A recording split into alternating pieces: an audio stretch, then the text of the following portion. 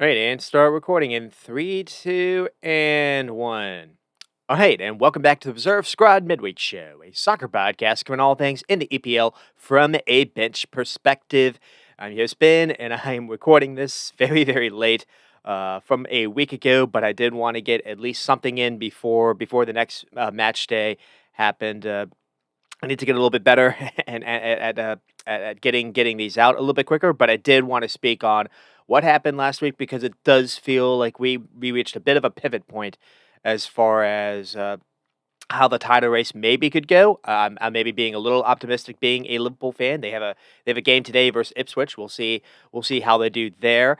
But what happened between the hour or so that in between Liverpool almost basically, it looked like they were going to drop points again for maybe basically the third league game in a row, basically the fourth game in a row. They hadn't in all competitions they hadn't actually gotten a win in a while. The Christmas period seemed like it was another season ago at one point, though.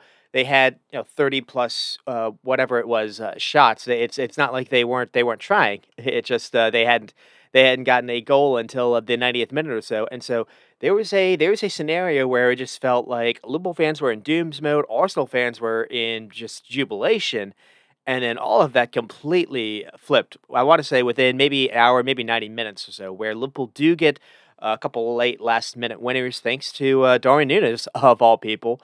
Funny enough, he doesn't start again. He comes off the bench, and he didn't have the best couple of minutes coming off the bench. That'll be something to talk about as well. He had a free header that maybe he's trying to knock something to back post to Gakpo, but I feel like he could have, if he had gone for goal there, maybe it could have, crept in. But then there was another moment when there was some clever build up where Liverpool seemed to have a pretty good attack. Darwin Núñez had options ahead of him to whether do a pass, to a run, someone making a run outside of him, or maybe try to go to Salah, maybe try to recycle, and instead tries just kind of a wild shot that went just nowhere. This happened like the 80th minute or so when the game was still to be gotten. And to be fair, mentioned how Liverpool had 30 shots or so. Brentford didn't have nearly as many shots as maybe they should have. There were a number of moments when they had, let's call it attacking opportunities, where if not for, we'll put it, we'll call it Liverpool had to put some fires out. I guess we'll put it that way, where Kanate and Virgil were just kind of a two man defense at times. Putting some of those out, where it definitely could have led to more than it did. Brentford played well. I'm not going to lie about that. So that's how we are with that game. And then what happens with Arsenal is they have a 2-0 lead, and normally you would think that would be pretty easy for them to see out, but they didn't have Saliba this game, and and Arteta has been playing Thomas Partey in a lot of games at right back. I don't really understand it. I don't think he's not a good right back. And you saw it here, but two, I think you're missing what he offers you actually in the middle of the field. And it came back to hurt them again because he got caught sleeping a little bit for maybe both of the goals, to be honest. So Arsenal dropped points. It looked like they had possibly won it at the very end after Mikel Merino had a pretty nice volley that ended up kind of ricocheting off Kai Havertz, and that was just Arsenal's day. It was a bit of a nightmare, to be honest. So that's where we start here. Oh, and the other thing was on Sunday, it seemed like everyone had takes that City were back. I was kind of falling into that. As well, I was saying, thanks for Brentford, being able to do that comeback because it would have been starting to, it would have been hard to not to write off City all of a sudden. They've made a lot of investment into new defenders that we have seen. They've made Armar Marmush, the Frankfurt attacker, official now. It did feel like they were reloading a little bit, and then you have the PSG game, and I will try to talk a little bit about that in the midweek. That did really much calm the fears. PSG or what would you would expect just to go into those elite sides, even though they haven't really had the best of time in the Champions League or they're fine in the league in the Champions League, and so. but you see the names, and it is an elite midfield and attack wise, wow, as well. But the thing that I want to get to is the theme that we saw with Brentford. You saw it with PSG, or the theme you saw with PSG, you also saw with Brentford. And Ipswich aren't really going to be a team that tries to attack that way, tries to exploit that way, where they don't just sit off. They don't just allow City to have the ball at them. You actually run at them a little bit, and you're starting to see that Pep doesn't have the profiles anymore to play out of pressure. And the funny enough is without certain people in the field to maybe stretch the field, uh, when you now, when Ederson's under pressure, he can't find those passes either, and that was a bit of a story in the PSG game as well. And City basically threw away another 2 goal lead, and even more than that, they basically shipped in 4 goals in a few in the second half in that PSG game, and so that's where we are. I'm not sure I'm going to be able to get through everything. I am going to try to get through this as quickly as possible because the games are about to restart, for the next match day. So we will get started with Liverpool and Brentford. And as I said, it goes on to be 2-0. It happens very late. And again, the hero is not who I would have expected in Darwin Núñez. First, what a ball by Trent, by the way, as well. He had his stick from the Man United game, and he has had a very good run of games now. Not necessarily, defensively he's been okay, but really, going forward at least, especially in the second half here, he almost had a free roll. He was popping into everywhere in midfield, and Brentford couldn't really cover him. And then the few times when he has been able to get out wide, especially get out wide out of Salah, the delivery he's had has been exceptional. And my only critique is we haven't seen this enough. To be honest, no. Salah gets ball out wide. He doesn't have a right foot. The only way he can cross it is with that Travala kind of pass, and sometimes it's not the most accurate. So I'd like getting either him or maybe Szoboszlai, someone getting out wide, doing an overlap run where it forces Salah inside. So that's the positive as well. And two, Trent's got as good a delivery as anyone when he does that kind of cross. Now the flip side of that is if that cross is blocked, and then you're opening yourselves up for maybe a counter, but. In this game, Kanate was just able to eat up ground and just own that entire side whether whoever it was that Brentford threw at him, whether it was Riza, whether it was Mbremo maybe can run on that, or Kevin Shotto when he came on. So that just Kanate had that side entirely locked up, and that allowed Brent to be a little bit higher up. And the other thing to talk about there is I don't know if Kanate would have been able to play that way just a few weeks ago. So it was good to see Kanate back to his health because that was a big fear I had actually coming into the game. Is Brentford have this pretty good attacking outlets. You have a lot of numbers. You have a lot of players in that squad with pretty good pace to them, and Konate was able to snuff that out, and Virgil van Dijk was able to do the same on his end as well, and so that's kind of where we are. And then Darwin Núñez gets another one just a couple seconds later, so it's not like Brentford even had a chance to respond. Salah in the 9 position is kind of a little interesting here. He's first to a loose ball after a pretty poor touch by someone. And Salah quickly plays it forward to Chiesa. Chiesa has since come on here. And then he has Harvey Elliott running ahead of him. So Harvey Elliott has also come on in the last few minutes. And Curtis Jones as well. So a lot of subs happened late, and they all played a role a little bit in the second game. The thing I want to talk about with Jones here is so Elliott gets the ball, and Curtis Jones does a very good job to just sprint basically across him. Now Elliott can maybe play Jones in, and maybe he should, or maybe Elliott just doesn't fancy it. I don't know. But Curtis Jones does a pretty good job to just do kind of a run across the goal where that drags someone to follow him. Curtis Jones eventually runs off sides, but because he dragged a defender with him, that allowed Darwin Núñez to be wide open, and Elliott basically played that ball in. Then Núñez did a nice little touch to collect himself, and then fired it past the keeper. So uh, it took a while, but just the way that the game went, you figured they probably didn't deserve it, and so. Uh, the kind of mini recap I have to start off is, the leading story before this game had me a little worried because, the main story of the Nottingham Forest game was Diego Jota, and it came out, the day before this one that he wasn't going to be available, and you see the lineup and it's you Luis Diaz through the false nine stuff again.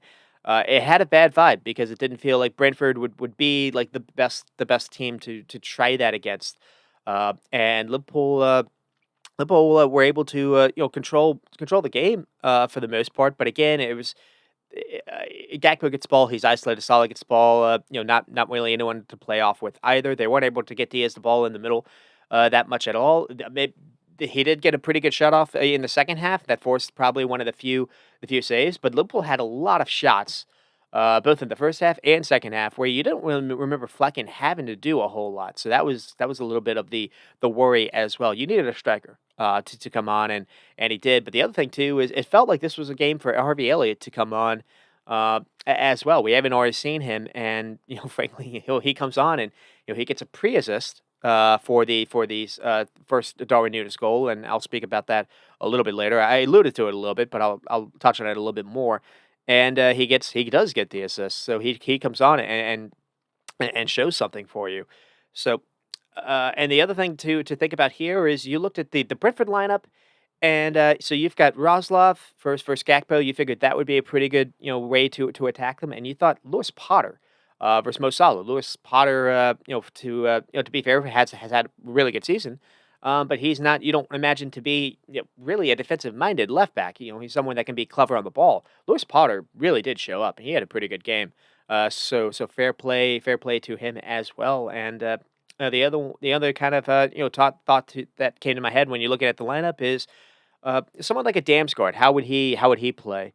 As he's also been one of the kind of standout players for Brentford this season, as well. And he had a couple of times where he was playing in some pretty dangerous balls as well. So it did feel like they could cause trouble that way. You looked at Brian and Bremo versus Semikis.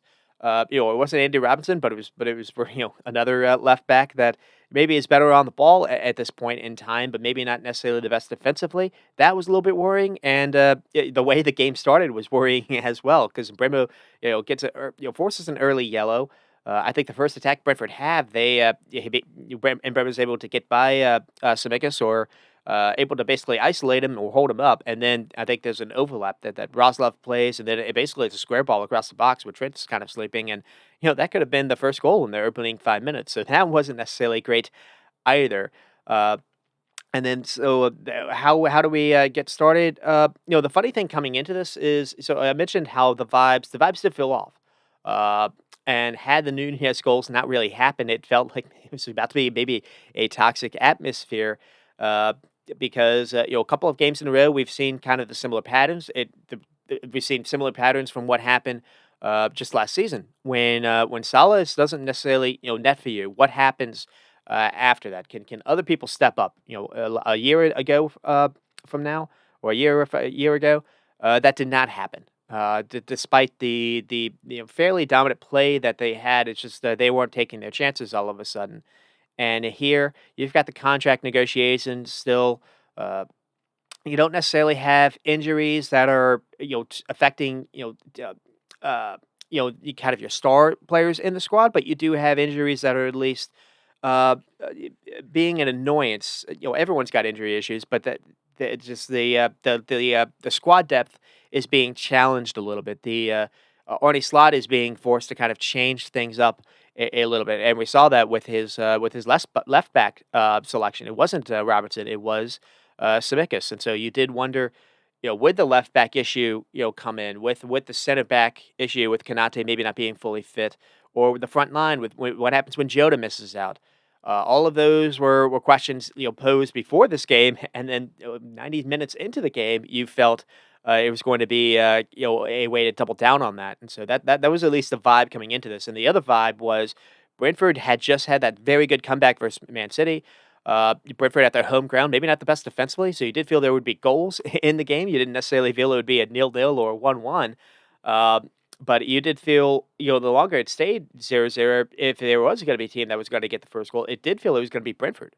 As weird as it is to say, because yes, Liverpool had all that domination, but they really were sticking a lot of bodies forward, and Brentford had so many opportunities where they get the ball out wide, and it's empty space for a Kevin Schade, a Weiser, or Mbemo to run it to run with the ball, and if they had just been able to get by just one defender, they would have been in on goal every single time, and that happened a lot. To be honest, like I said, they maybe finished with 13 or some whatever shots it was. It wasn't that many.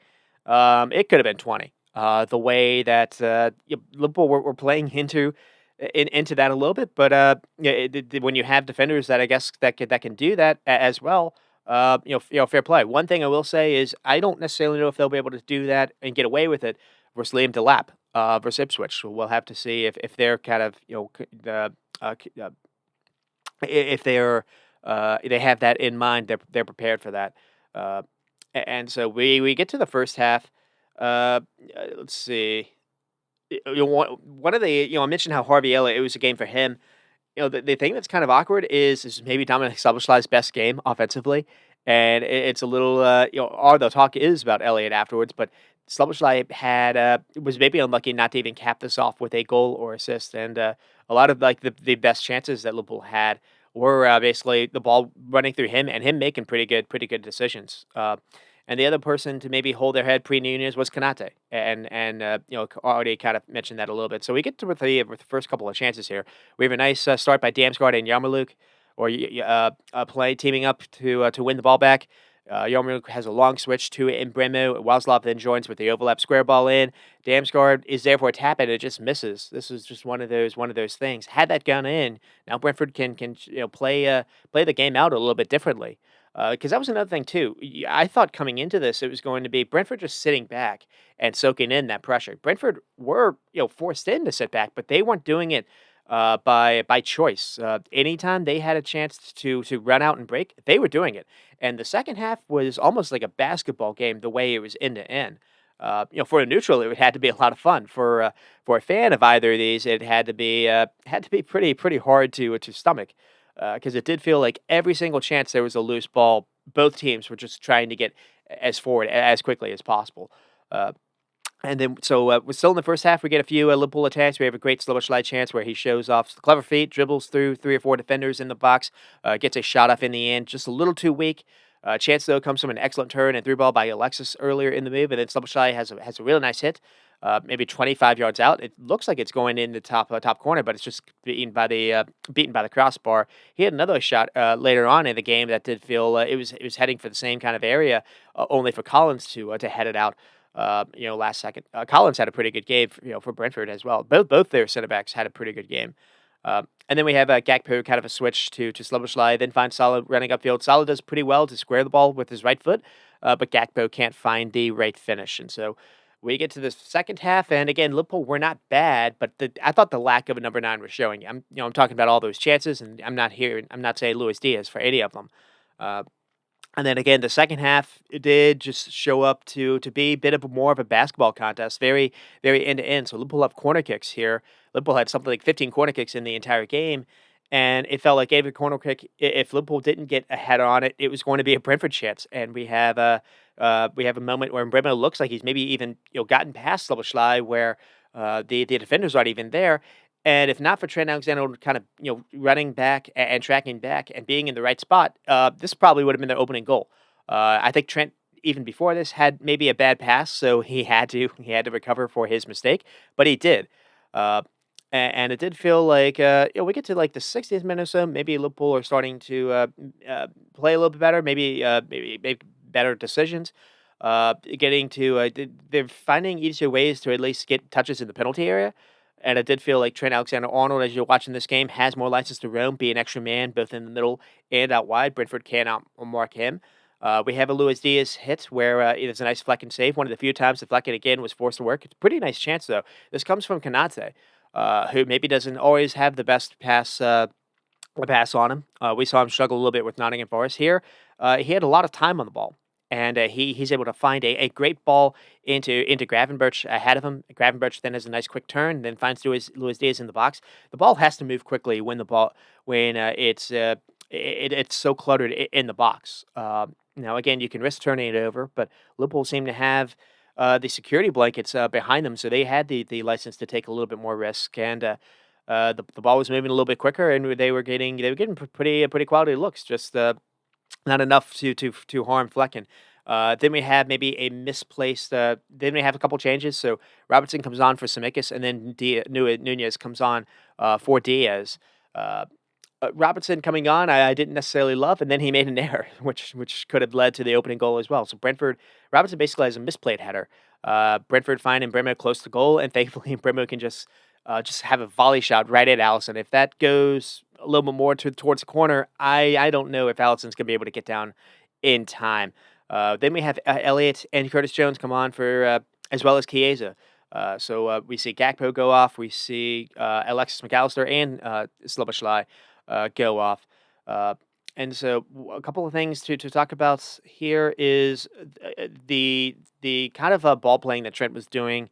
I mentioned how he was wonderful in midfield, with kind of the touches he was had, but I mentioned how it was kind of a basketball game.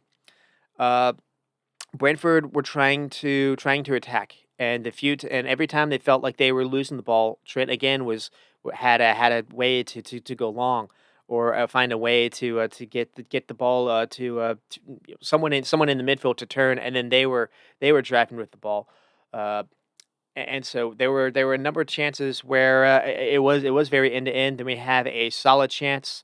Kanate wins the ball off in Bremo. Kanate and Virgil both interested a little bit here, or but both starting in the kind of the Brentford half of the field, so they're very high up. That was another reason why the game was kind of the way it was. Is Liverpool were inviting this by putting so many people high up, and yeah, you've got the danger of someone getting behind you, but this is an intent of trying to win the game. I think Thierry Henry has spoken about that in the past. It's the benefit of playing your center backs really high up. Arsenal do that as well.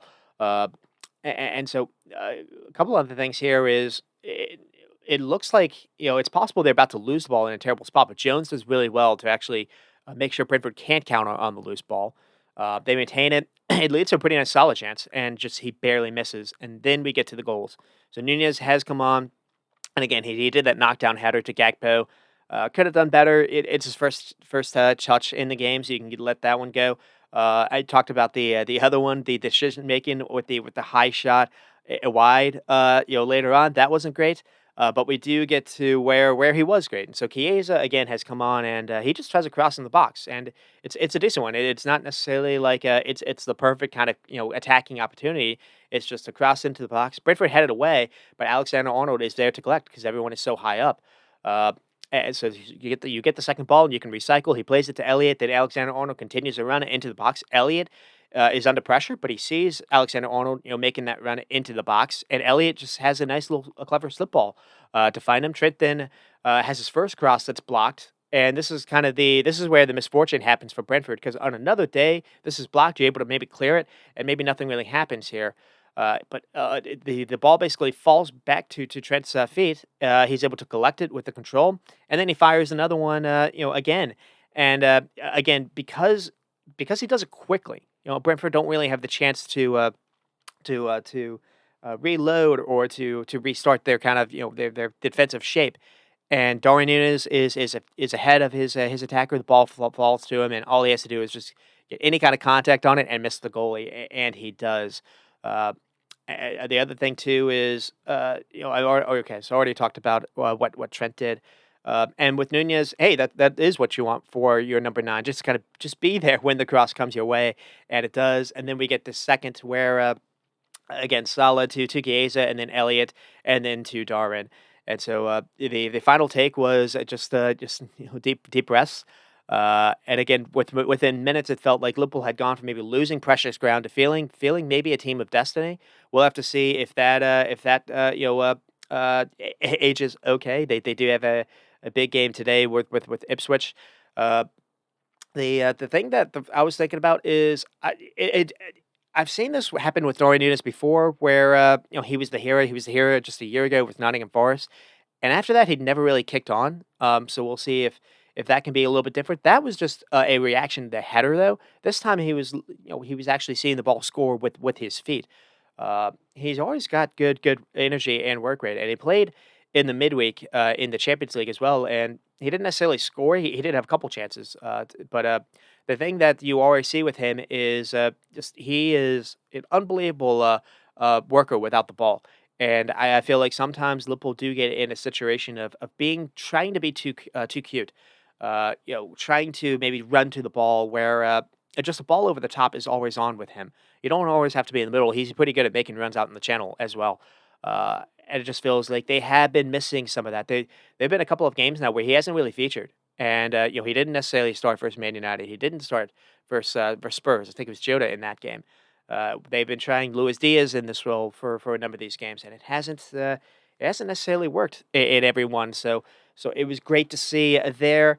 We get to the stats, 37 shots and 8 on target. Brentford with 11, to be fair, and 6. And until the Nunez goals actually happened, it was basically 6 on target for both teams. So it doesn't matter if you have 37, if the other team has as many shots on target. And given the and I don't look at the XG in this game because of Virgil and Kanate. If Kanate had not been full strength, I think it probably would have been even on XG. Liverpool had something like 3.42, and Brentford only had point 0.7. But that's a little masking, in my opinion. 15 corner kicks versus 2. That was another thing as well. And then Brentford only with 252 passes, 79%. I feel like that's low, but one thing I was telling my buddy, who is a Brentford fan, watching this was I thought it was as good of a job as I've seen Brentford actually play through pressure. They weren't just going long. Now, in the second half, they were doing that a little bit more, and I think the legs maybe got to them a little bit more as well. But in that first half, Liverpool were trying to press them, and Liverpool and Brentford were actually playing through it pretty well. They were, whether or not it was through the center backs, being able to hold on to the ball when someone was near them and make the right decision, or Raslov or Lewis Potter, or finding ways to get Damsgaard involved. They weren't just always going long. They had some pretty clever build up play. Uh, so that's where we are for that game. And again, if Liverpool do go on to do something special, is this the weekend to look back on? We'll have to see or not. And again, the thoughts coming in before this were not necessarily great because of them not doing anything with the transfer business. It did feel like there's a lot of ways to improve the squad, and it doesn't feel like they are actually looking at it, or the contracts as well. And it did feel like that was a little arrogant, to be honest. But you get away with it here. Maybe you'll get away with it the rest of the season before there's going to be a very big overhaul. So we'll have to see how that materializes. Darwin Núñez, to kind of speak on him, uh, he maybe he can come in and change the season, and he'll be kind of like a new signing. Uh, can this be a way for him to kickstart his career? Uh, I feel like if fit, he needs to lead the line because of the runs. He always makes good runs. Sometimes he doesn't do the best kind of link up ability. Maybe in games when you are being pressed a little bit more and you need some control, maybe that's when you can play Luis Diaz or Jota instead when Jota is fit. Just Nunez can always get over the top. They actually the way the game actually was quite open. It did feel like it was actually a pretty good game for him, anyways. But two, it is something to have a presence in the box that's always going to drag a center back attention. And whether or not a team is playing with 3 center backs or a team is playing with just 2, Darwin Núñez is going to drag.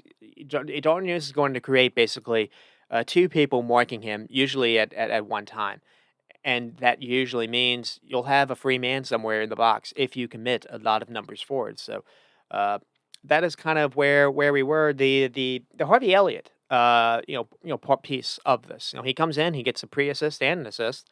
Uh, he's someone that can play clever passes like that. And in the Champions League game that just happened in the second half for versus Lille, he orchestrated a lot of clever one-touch passes and through lines as well. He comes on, and I just feel like he needs to play more. Trent Alexander-Arnold out wide. Already spoken a little bit about that. Already spoken about Virgil van Dijk and Kanate. It does feel like it's a bit of a broken record, but Kanate and Kanate definitely, worth his flowers, but Virgil was doing a pretty good job on Embremo. The couple of times when it looked like Embremo was actually going to get past Robertson or Semekis. So, and I think even Thomas Frank, the Brentford coach, has spoken about that, uh, and so it's kind of the thing that's kind of really good about here is you have you have fullback support that's always looking for a number. The box is crowded. Brentford, uh, Liverpool just seem to have bodies to win the ball back and recycle over and over. They're really good at getting numbers forward and able to recycle, but they're able to do that because they can play their center backs so high up. Not a lot of teams feel like they can do that. And yes, it can backfire, but it can also, as you can see, be rewarding. Um, the other thing too is it doesn't feel like they were using enough width as well as you maybe would have liked. And in the second half, it did feel like, I mean, that's basically where the goal comes from. But Trent being a little bit further out wide. Uh, Already spoken about Kanate. So Soboslai had a pretty nice day, and just he's not necessarily going to be remembered because it wasn't didn't necessarily lead to anything, and Elliott actually did. The other person that came on and impressed is Chiesa, and so contributed a little bit for that second goal, but also has the cross for the first. And again, with no Jota, you need to have some kind of strength come from somewhere. It doesn't always have to come in and literally lead to goals itself. Uh, but PK's I think is going to lead to something soon. He got a cameo finally in the Champions League versus Lille. Where again, he comes on and he's just really good at finding a way to get a shot off. In basketball, it would be someone that can that'd probably be the way to kind of describe him, just a point guard that can get a shot at, that can find his shot. And he's really good at putting it on target. Force a couple of saves versus Lille. So I don't necessarily know what the plan is for him as far as where he eventually starts, but I want to see him get more minutes, and I think Slot is finally kind of agreed to that at least. So, uh, and then another thing too is Liverpool's midfield shape. It did feel like the last few weeks had been exposed, and Brentford didn't necessarily have a lot of issues as well. Is it a Ryan Gravenberch thing? Is it Alexis McAllister maybe having heavy legs thing? After the change, after Curtis Jones and Harvey Elliott came on, it did feel like the midfield had a little bit legs again. I do feel like Endo in these games can be trusted a little bit more. You don't want Ryan Gravenberch to be this run down as well. Eventually the legs are going to get to everyone. Gravenberch is a very unicorn player. I don't really know if he's really a number six. He's almost like a Pogba to me. The way he's just got such long legs, and he's so technically gifted on the ball. Could you find a way to maybe use him higher up in the pitch? The only way you do that if you had someone to play as a number six to sit behind him. But anyways, that's kind of where we are. You, and Going forward, that's kind of the thing that I'm talking about. Slot needs to if Liverpool are going to win the title without bringing anyone in, Slot's going to have to trust these guys. Elliot, Nunez, Endo, Chiesa, maybe even Dance. If Jota can't always go. The team has felt leggy in some of these, and for it's at least for Brentford, I didn't feel like that was the case, so that's positive. But it did feel like it wasn't a coincidence that there was a dip. There was a dip between versus United versus Forest most of the Brentford game, and again, just Nunez getting benched and then coming off. Another thing you could say is Nunez has some fresh legs to release for the second half of the season, so there's some of that as well. And then we get to Brentford. Again, the stats don't tell the whole story of how competitive I thought Brentford were. Brentford had their moments, and so Lewis Potter doing a pretty good job on Salah, Razlov as well. Didn't feel like it was a back five. That was a bit of a surprise. Uh, and in the past, it did feel like usually these kind of setups have kind of hurt Liverpool recently, but at least here it didn't feel like it. I mean, Brentford did enough to at least get deserve that 0-0 as well. Uh, but again, as the game dragged on, past 70 minutes, it did feel like Brentford's legs maybe playing so much without the ball did maybe get to them a little bit and allowed Liverpool to maybe have a little bit more control in that second half where you're defending so deep once you all right, you do have to do a counter. You basically have to sprint 75 yards to get a shot on goal. You have to do that over and over again. That can eventually get to your legs. Again, if it could have led to an early goal, and then they would have been able to sit back and do whatever. So you understand the risk of doing it.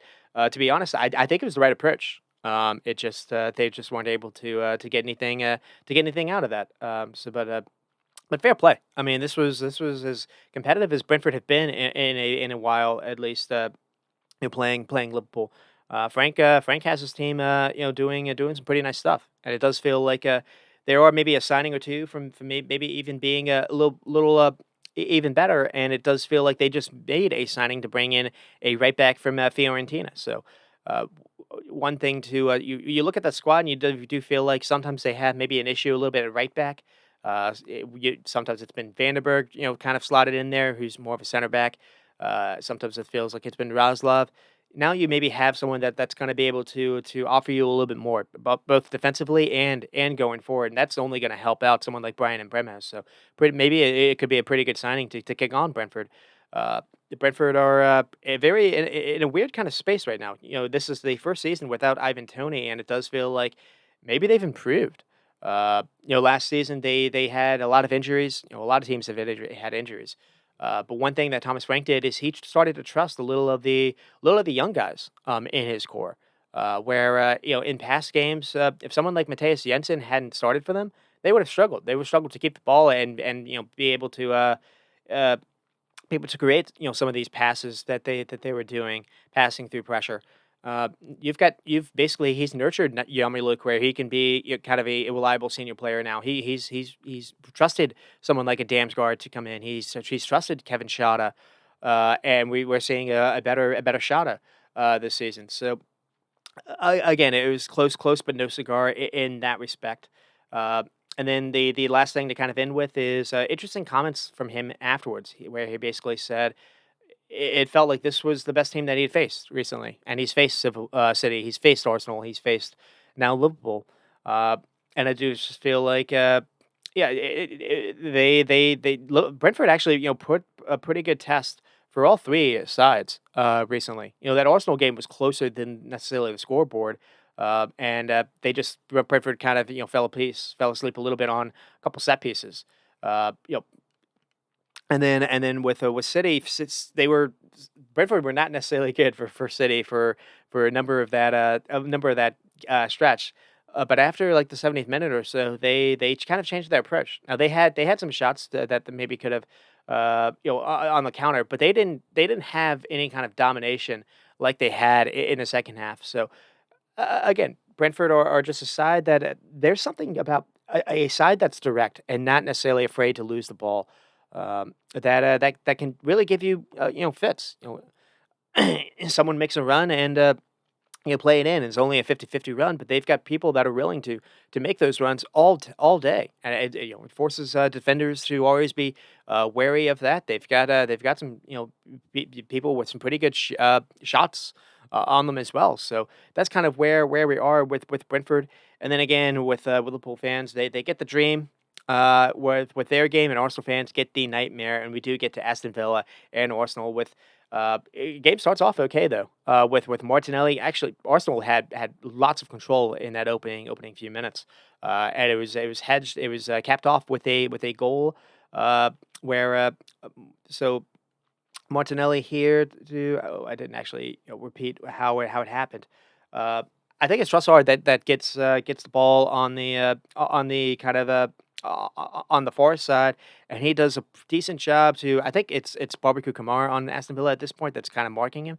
He does a pretty good job to just get around him and get a cross off, and then Martinelli does a pretty good job to make a run kind of from the far post into kind of the middle area where the left back on Villa just kind of falls asleep a little bit, and there you go. Martinelli, gets enough on the contact. Actually, it looks like Emi Martinez maybe was about to save it, but it's not enough. And then they get the second with Kai Havertz, and again it's with Trossard, getting the ball out wide, and Trossard has a nice little cross into the box, and Kai Havertz is there doing what you want for a center forward.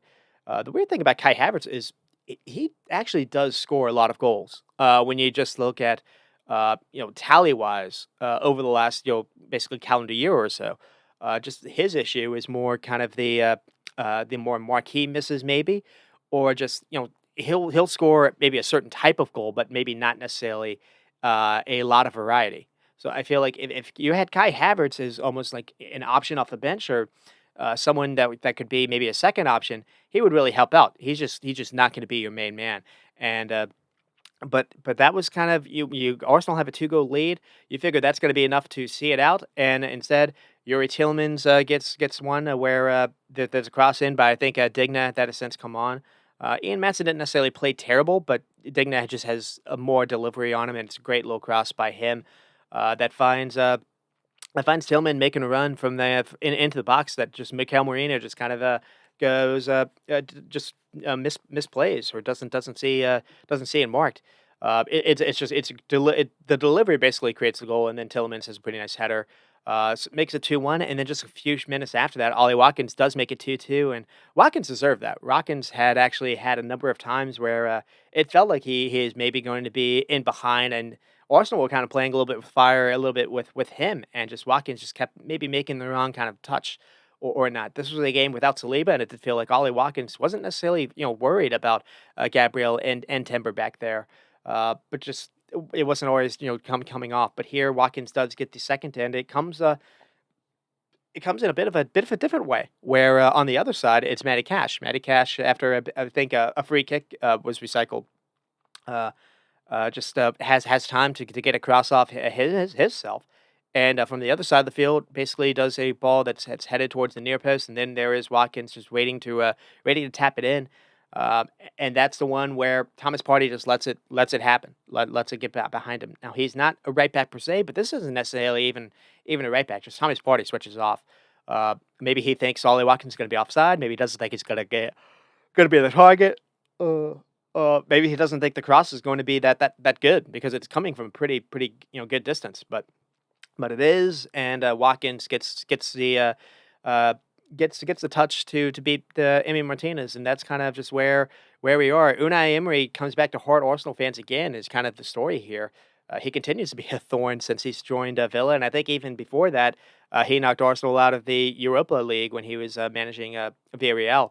Uh, and Arsenal got the what result they wanted in the midweek. They didn't really feel like they were necessarily great for Spurs, but it doesn't matter. Result is all that matters.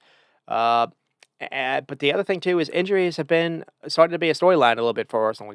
It's not just Saka. Saka is massive, uh, but it's not just him. This one you start without Saliba, and the back line is just not what you would expect. So it's Thomas Partey right back. It does feel like that's just kind of his fix. Maybe he doesn't feel like he has anyone else to kind of play there. There's no Tomiyasu available as well. That's another injury. So maybe you understand it a little bit. No Ben White as well. Uh, so Partey plays there, and then you have Timber through forced to play kind of center back with Gabriel, and then Lewis Skelly. And Lewis Skelly is another. So Lewis Skelly didn't actually have a bad game. And one thing, I'm probably not going to be able to get to the chances that much, but Lewis Skelly had a couple like really nice, clever through balls that it didn't necessarily lead to a goal, but actually in the second half, Arsenal, at least in the 90th minute or so, Arsenal actually did have some pretty nice through balls where I think Lewis Skelly even played in Trossard on one of them where Trossard was in and just dragged a shot wide. Trossard had a chance to win it. There was another chance when Mikel Merino, I think, hit the post. Game got frantic towards the end. It wasn't necessarily the best game until like the 90th minute or so, or the 85th minute, where Arsenal had that goal ruled out, and then Arsenal really did come to life. They really did try to chase it, and it's just one of those things where it just really wasn't your day. Abe Martinez had to make a pretty nice save towards the end as well, and so that's kind of where it is with them.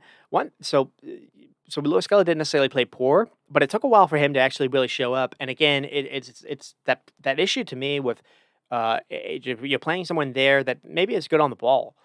Maybe he has eye for a pass. He does seem pretty physical. Defensively, he seemed pretty solid.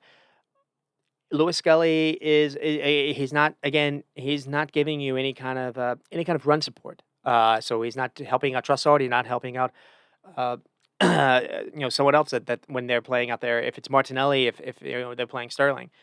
Um, and the thing about him, if you're going to play Lewis Skelly here, now hindsight is 2020. You've got Zinchenko, you don't necessarily fancy him. You've got Timber that can sometimes play there as well, or you can play Timber on the right back you didn't think you were going to lose Ben White. So I think the idea is Timber could have been a left back option as well. You're looking at this, and they spent 70-ish minutes, $78 million on Calafiore, Ricardo Calafiore, a kind of a left back as well. Good player. I've liked him. It's not your fault that he's always hurt now for you, though he did have a bad injury record. Uh, but I do feel like Arteta maybe got a little cute, seeing how Pep brought in Gvardiol, and he wanted someone of that kind of profile as well. Maybe not realizing 70 million instead of there to go to Benjamin Sesko last summer, or to go to more of an attacker last summer. I think would have been better resource allocation. But that's kind of just where we are. This one you can defend it where no Saliba hurts you. You're playing Thomas Partey in a position he's not supposed to, and it costs you. Also, Rice it was interesting with Rice too. Rice was used maybe to basically play a little bit more as kind of a left number six or a left LCM, not centrally. It was Mikel Merino there. So is Rice kind of being phased out a little bit here, where you don't really trust him, and I understand you don't really trust him. So I mean, just the way the Arsenal team has been constructed week to week, it's the same thing. But that said, they aren't that far away, and you have the 2-goal lead with Saliba. Maybe you see it out. The opportunity there has been there to maybe close the gap on Liverpool a little bit here. And if you can bring in a striker, if you can bring in someone that can get you goals, Arsenal can still be there. But until that happens, no, I think you're going to see more games like this where Arsenal, or at least, don't beat themselves, but they have too many mistakes where they are going to drop points too many times. Aston Villa can bring on Leon Bailey, they can bring on John Duran.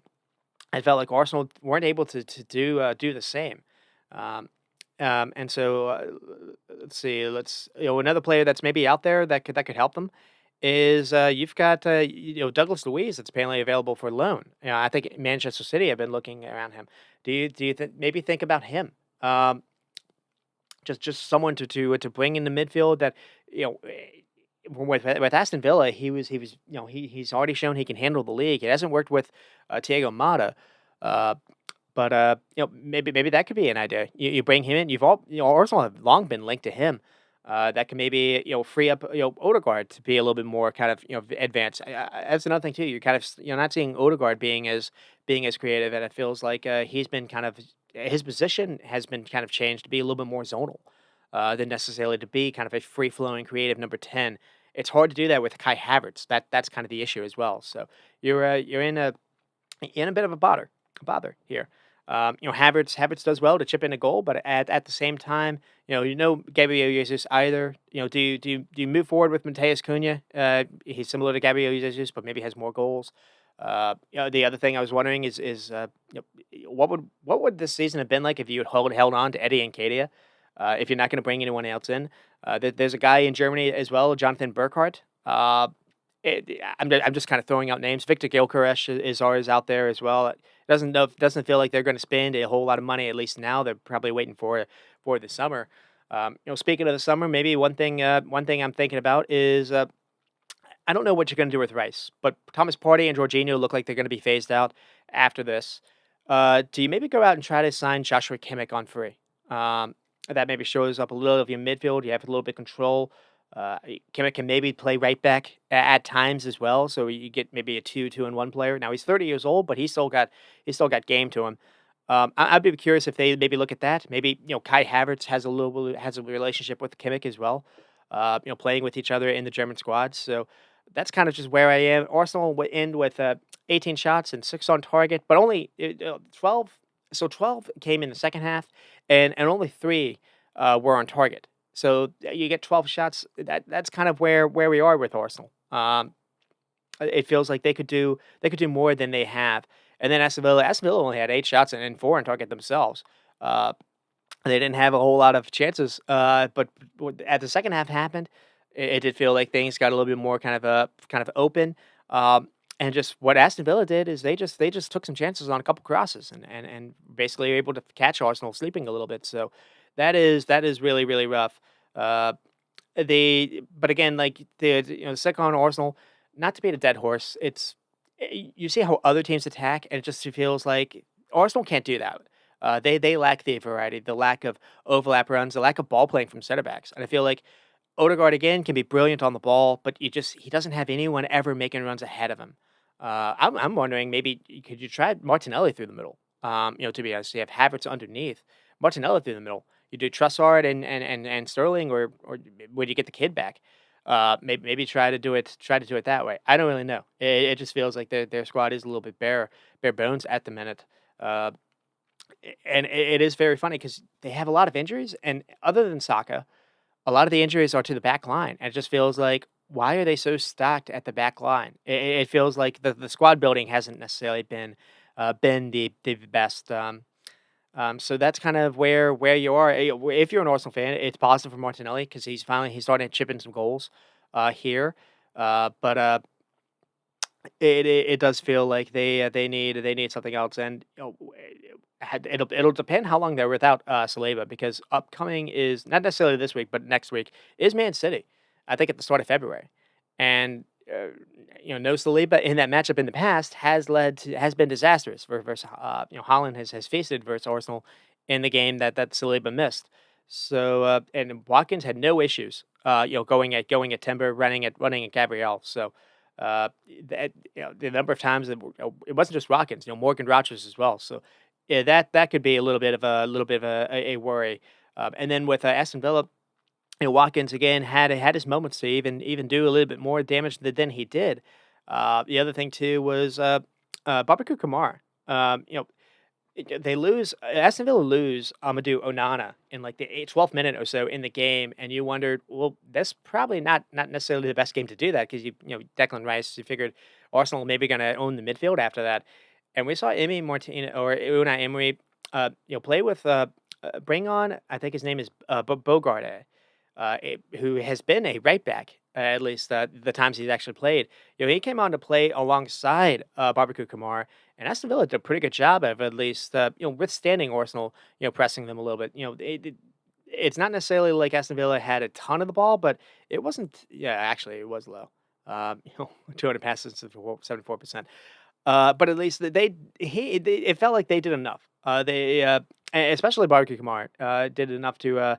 It felt like he was pretty good at just finding a way to stick his leg out and to win the ball back in kind of in the box or near the box. He was doing that time and time again. Um, and Aston Villa, we'll see what they do with John Duran. He's now linked to a number of clubs for maybe a move. I feel like he's probably their better finisher. Now Watkins makes all these runs and he does all this positive stuff, but it does feel like the finishing isn't the same.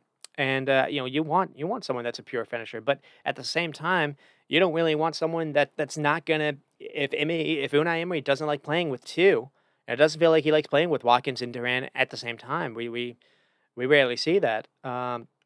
Maybe this would be the time to maybe cash in. I don't know. We'll have to follow that or not. Apparently, there's been a bid from one of the Saudi clubs for John Duran. Um, so that is kind of where we are for Villa. Villa were a little bit flat versus Monaco as well in the Champions League. They had a chance to actually fully automatically qualify. Had they won that game, and now it looks like you'll have to play someone strong in the next game. And then we get to Man City and Ipswich, and this was one where I'm gonna try to actually speed through, even though they score 6 goals, because it doesn't feel like they have to, you have to really defend a lot of these goals. One thing you can say is Jamie Doku's name comes up a lot. So Doku here takes someone on, plays Kevin De Bruyne making a run. That's another change that happens. Kevin De Bruyne starts making runs into the box. Uh, Doku has or Kevin De Bruyne has a cross. He finds Foden in the box, clever touch, and Foden with the poacher instincts gets another goal. He's had like 5 goals in the last like 3 or 4 games now. Foden's starting to heat up. But the problem is Foden is heating up because he's getting the ball into the box and basically playing as a second striker. Foden's not able to offer you what you would want from basically the right wing spot.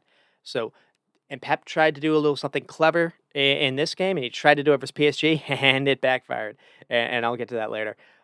We get the second goal with Kovacic, and again Doku again. Freedom to advance. He gets the ball upfield. Has the direct play, and then he basically squares Foden the ball, and then Foden squares it to Kovacic, and Kovacic has done a pretty nice hit to find the corner. So things all of a sudden going great for City, and then 2-0 leads to has been sticky. and it basically wasn't this game. They get to 3-0 before halftime, and that killed the game. Probably again the most Kevin De Bruyne I feel like has run in a while. He was looking back to his old self. Makes him run ahead of Doku. Gets near the byline, then a cutback ball 6 yards into the box and finds Foden again.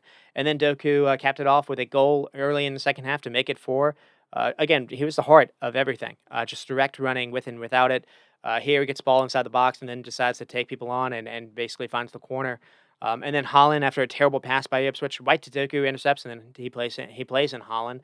Holland gets his customary goal. And then McAtee around the 70th minute mark. Kovacic with a nice little flick into the box that picked out McAtee making a run with a nice little header. So the just a mini recap here is Pep did make some changes.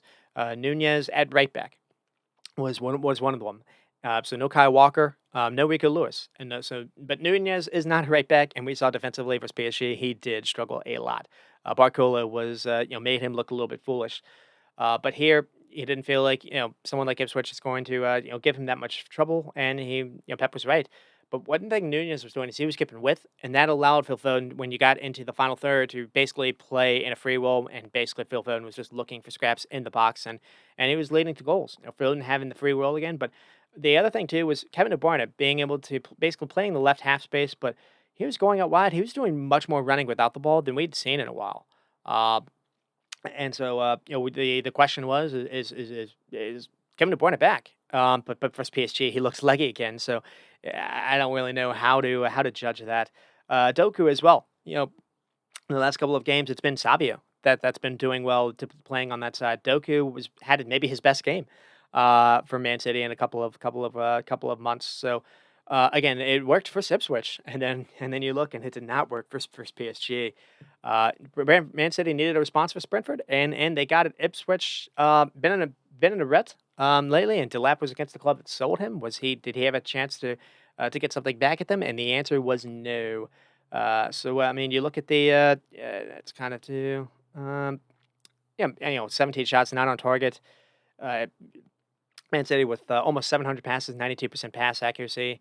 I mean, you just feel like it was going to be a response after Brentford. But the interesting thing to me is the PSG game that happened, and so it's less to talk about here. Man City basically they find a way to have a comfortable 2-0 lead in Paris. And what happens is they throw it away very, very quickly with basically Barcola getting two, and then it's Neves. I think it's Yao Neves gets the third, and then it's uh, uh, Gonzalo Ramos, I think, with the fourth, very, very late. But so it's just the manner that they lost control in this PSG game. PSG are all of a sudden down two goals, and they changed their mindset. They basically Dembele comes on. That was another one as well. And actually, I think Dembele maybe gets the first goal for PSG. Dembele comes on, so that changes things. And we basically see a PSG that is way more direct, that is able to press way higher up. And Man City at this point have brought on Jack Grealish for Savio, and the wide outlets are Jack Grealish and Phil Foden. And as Man City are just trying to play from back, trying to keep the ball, all of a sudden they start coming towards the ball, and Jack Grealish is responsible for basically both goals. So it's weird to kind of say this, but Jack Grealish made Man City worse, despite giving them the 2-goal lead, because after the 2-goal lead, Jack Grealish just decides to just keep running towards into midfield and keeps leaving that spot. And so what does that mean?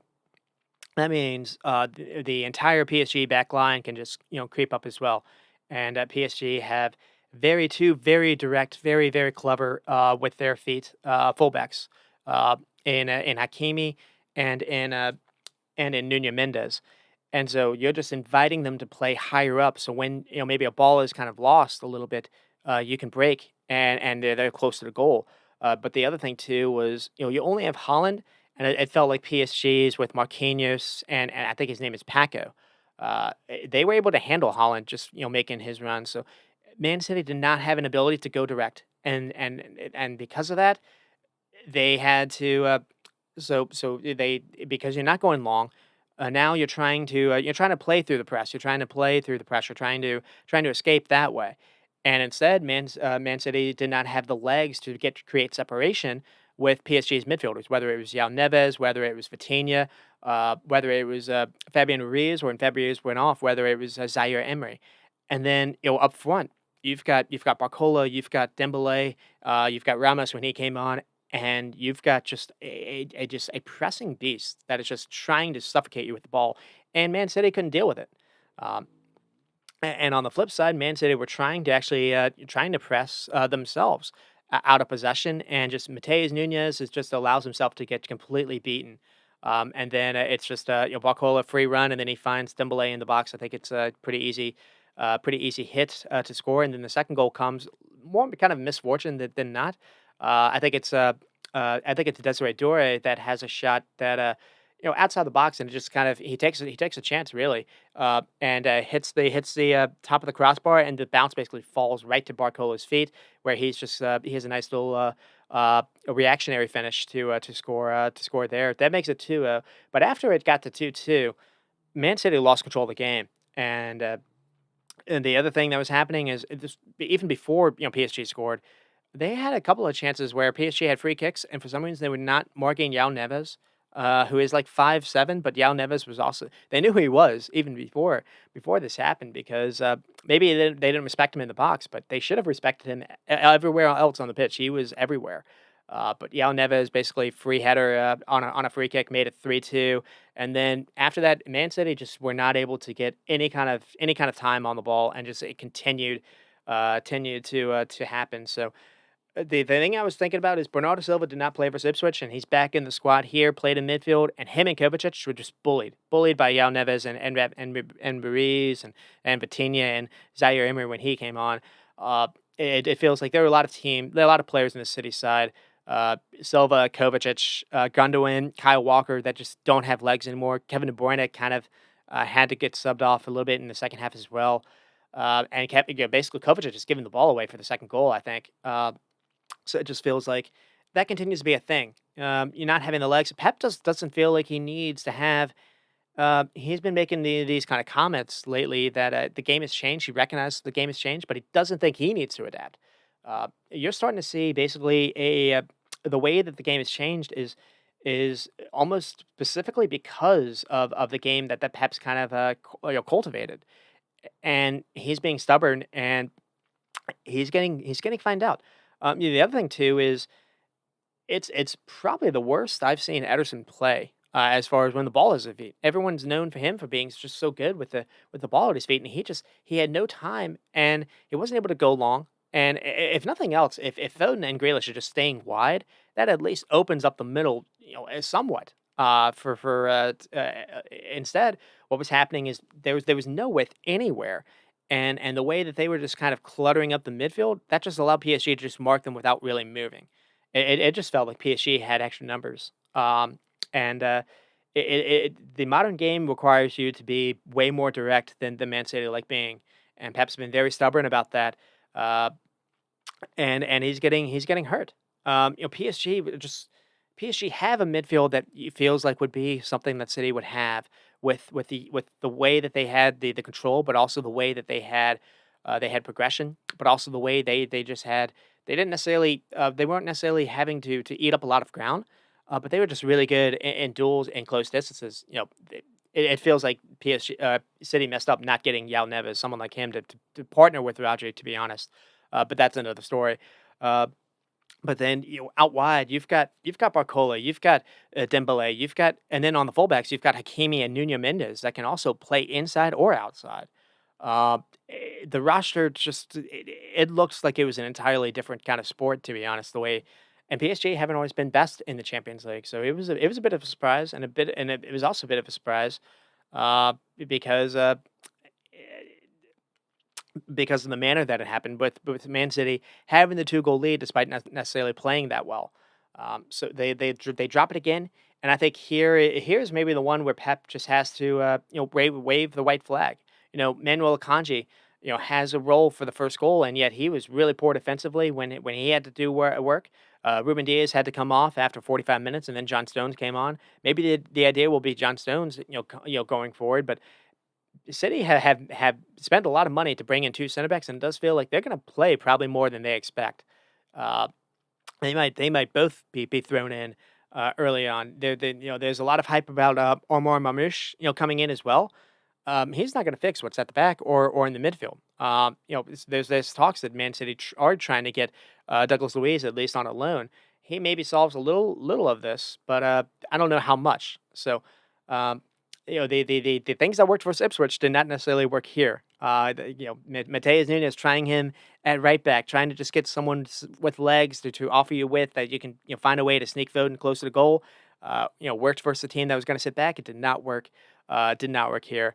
And Foden is doing a decent job to do a little of an Alvarez role, kind of being a poacher. But he's not doing anything without the ball. He's not doing any pressing, and he's not offering you any kind of width. He's not helping you, offering you any kind of an outlet. And Kevin De Bruyne goes out of the team, and just everything just went to nothing. One player that it does feel like he does have legs, but just anytime he plays, I think he makes them worse. Is Jack Grealish. There's been a lot of talk that Jack Grealish is part of Pep's best 11 when fit.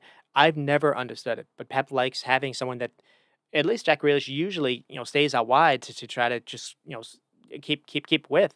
Where then he gets the ball and he doesn't do anything with it. Here, Jack Grealish just kept leaving that space to run towards the ball. I don't understand why.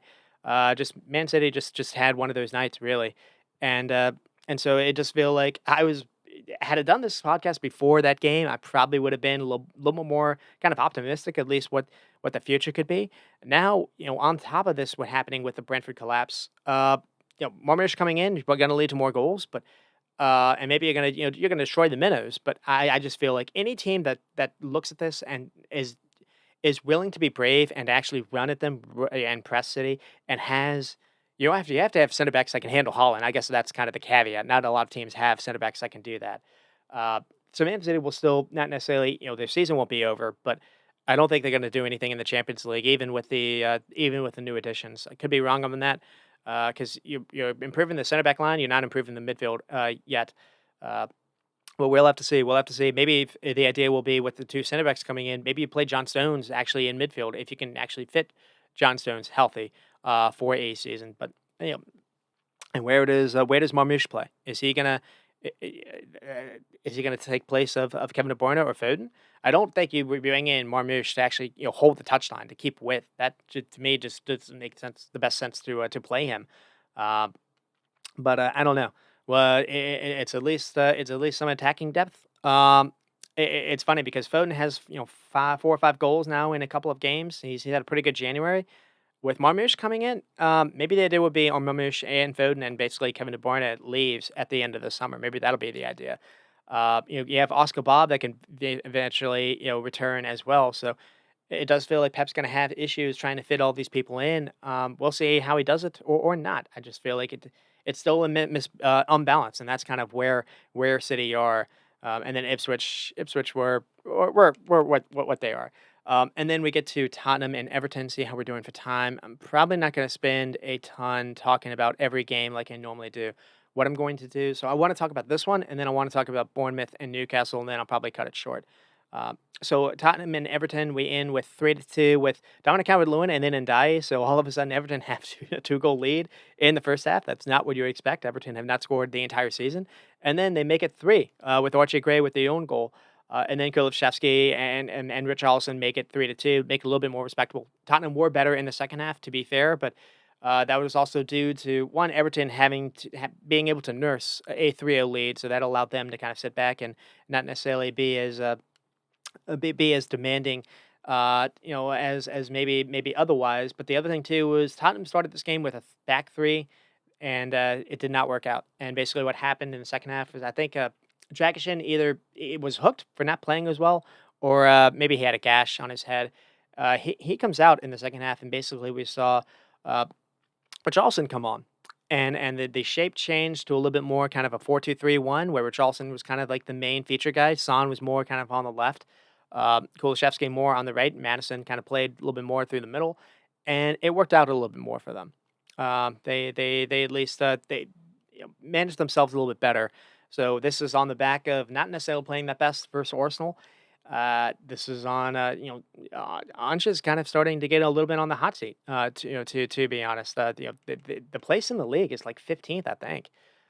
They only have maybe 1 or 2 wins, since that Man City game back in, uh, back in November, and it just now this has all happened without all those injuries or with all those injuries, and, you see, you don't really have, a whole lot of people to turn to, especially at center back. But the other thing too is, um, some of the guys that you have here, the first goal happens or the second goal happens after. So it's Archie Gray gets kind of caught. He tries to basically follow his. Maybe he doesn't know his role being in a third center back. Maybe he had license to maybe press a little bit more on Ndiaye. Uh, but he gets caught with trying to be a little too cute, trying to be too close. Where Ndiaye is basically able to spin around him, get behind him, and then after that you have Dragishin that decides not to engage and just basically he's in retreat mode. And because of that, you allow Ndiaye to get all the way into the box, and then he does a little step over to go past him, and then he has a pretty nice finish. And the second goal and the first goal happened where it was kind of clever play by Everton, kind of in the box. Spurs again a little bit more in retreat mode, and here, Cavaloon just kind of basically he dummies or feints like three players. I think it's Archie Gray, Ben Davies, and Dragishin, all in the same kind of area where it's just really clever feat by Calvert Lewin to then slot it past the keeper as well. Can't really go with the keeper there. And then Archie Gray, it's more kind of not necessarily his fault, but Everton just right before that looked like they maybe scored after I think Tarkowski had a free kick, had a header that at least forced a pretty good save. Uh, this is not something you expect though. Everton haven't necessarily been the firepowering Everton. So was that just was this a runoff? Is this something that Everton fans can look at and think they're going to stay up now? I will say that we did see a different change. We did see a change from Moyes that we had seen in other games. Um, so what happened here was Everton actually start with a back three, and what that does is it pushes. So they play this guy O'Brien, who basically they played with their third center back.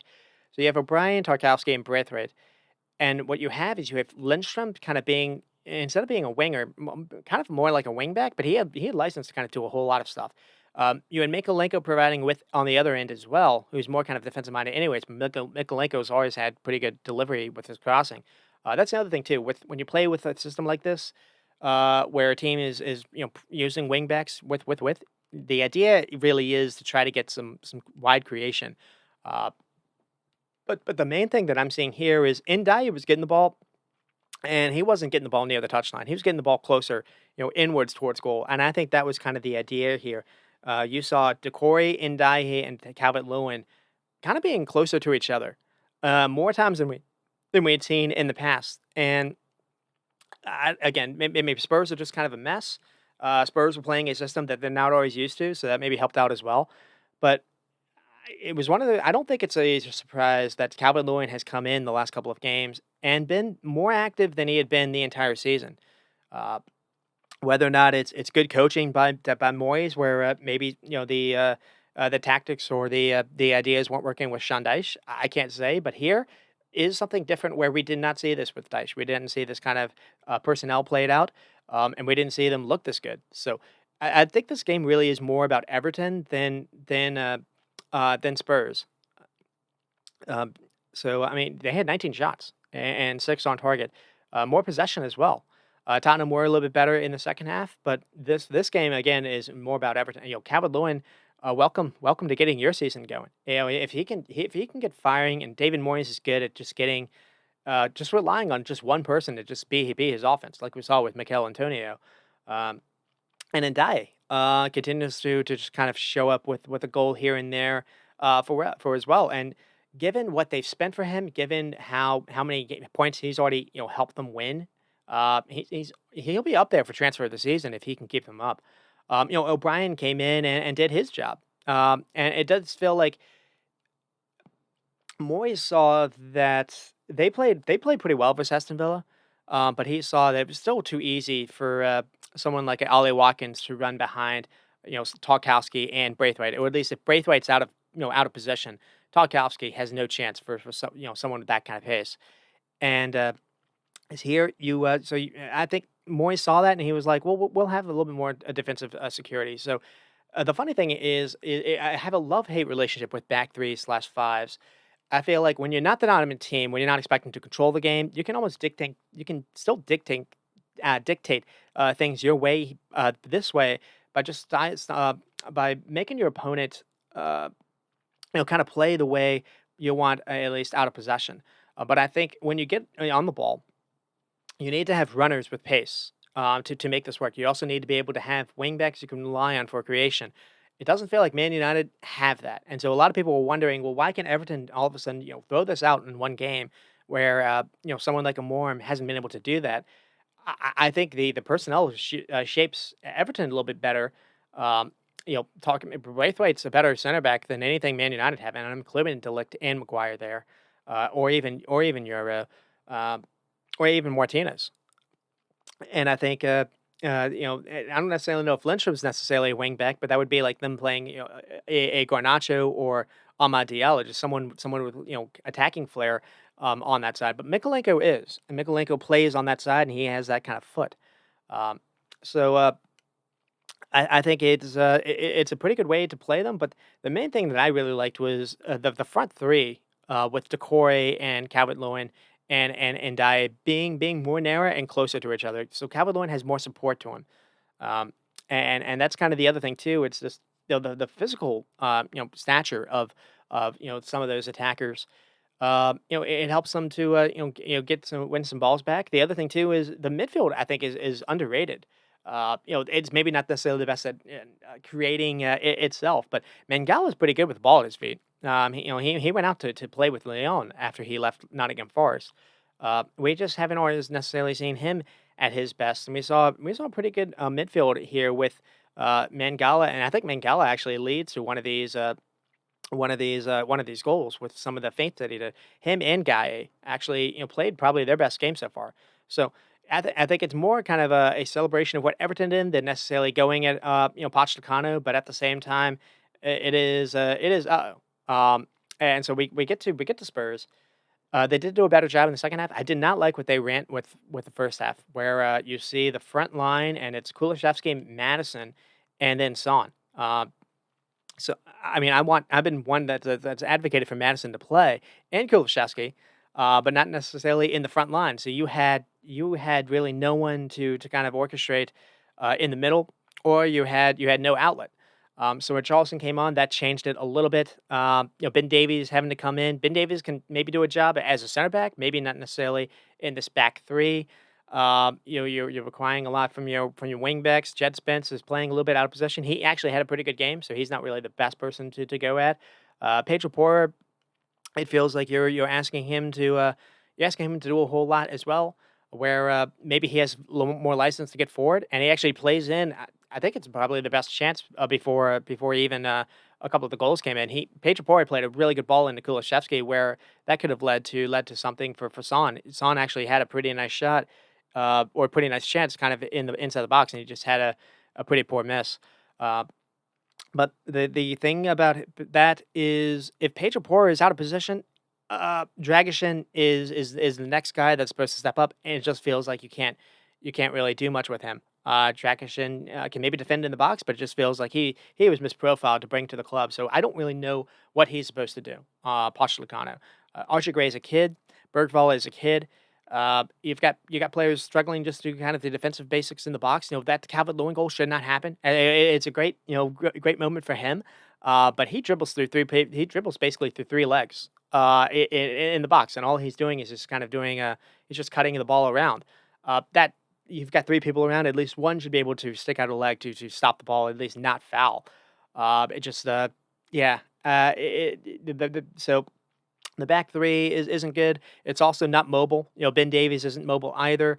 I feel like when Archie Gray having more license to step up, that hurts you, because when Archie Gray is out of position, which would what happened for the second goal, Ben Davies and Dragishin have nowhere to go. So it wasn't necessarily great. Again, the selections for the front line, too many ball to feet players. Mickey Moore is a kid. Werner, apparently is injured now too. Uh, it is not great, and their game versus I think it was Hoffenheim in the midweek. Wasn't necessarily the best either, though they did. Yeah, they were able to eke it out. I think Son actually ended up with 2 goals to help them out. I think that was a game they had a comfortable 2-0 lead, and then they were really at the cosh in the second half. And the thing that was happening there was kind of the same thing that was happening with Man City, where Spurs had no outlet. No, once Richarlison came off, they had no ability to go forward. That's where someone like a Brendan Johnson would help them, where they need to actually just kind of be just something to be over the top.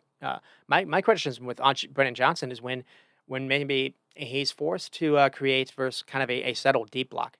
But when there's space behind, or when you have an ability to advance the ball, sure, he can make some runs. I actually think he could try him through the middle, maybe as your striker when he gets healthy.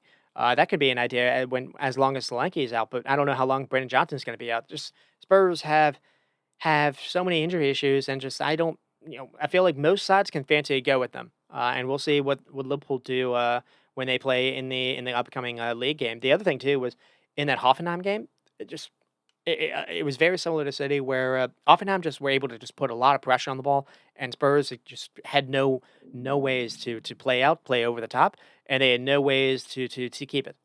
Just that they just it felt like the pitcher squeezed on them. So uh, that's kind of where we are with them. And then one thing to kind of end with, so I'm talking about how they don't have anyone over the top. Son can do a job there, maybe, but I feel like his legs may be kind of showing some age this season that we haven't seen. I am wondering, could you play it around now? Again, you'd have to make the wages change. I don't think players don't really like doing that. Um, but there's a player out there that Man City are trying, or Man United are trying to move off the books. If you could find a way to get the wages right, I'm wondering if Rashford to Tottenham isn't the worst idea. I've been talking Rashford to maybe Arsenal. That's probably not going to happen. But and maybe to Spurs. Again, it's out of Manchester. You're still in England. You'd be able to play with Jamie Madison. Um, Maybe this could be a way for him to get back into the England squad if he had a number of games to run. And he can play through the middle. He can play out wide. He can play on the right. He can play on the left. Spurs have a lot of options, right, or a lot of availability right now in those front options. When Son can't go, it's Mickey Moore. With Werner being out, and I think Rashford would be able to beat out Werner, and I think eventually they're going to move off Son anyways. So I don't think it's the worst idea. You could also play him through the middle, or play him out wide. So I haven't seen him linked there. I'm just kind of throwing it out there. That's kind of where we are. And speaking of Rashford, Man United do get to the next game, and they lose 3-1 to Brighton after not starting the best. Menta gets the first goal. It's too easy. There's zero ball pressure on Baliba. Baliba has a nice ball over the top to that where Mazurai is falling asleep.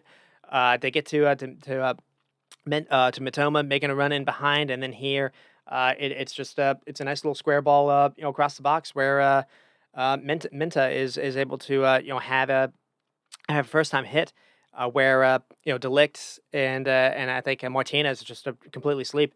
It was very interesting to see how Brighton were doing a clever thing of just they were attacking the wide areas and they were going long on and basically looking at the wing backs. They thought that was a weakness, both Mazurai and Dallo, and that was another thing. Dallo, I guess, was asleep here. So they're making runs from out wide to go in, and what they were doing with both Welbeck and Yao Pedro is it was almost kind of decoy runs. They were basically running towards the ball. I usually don't necessarily like that, as I've talked about.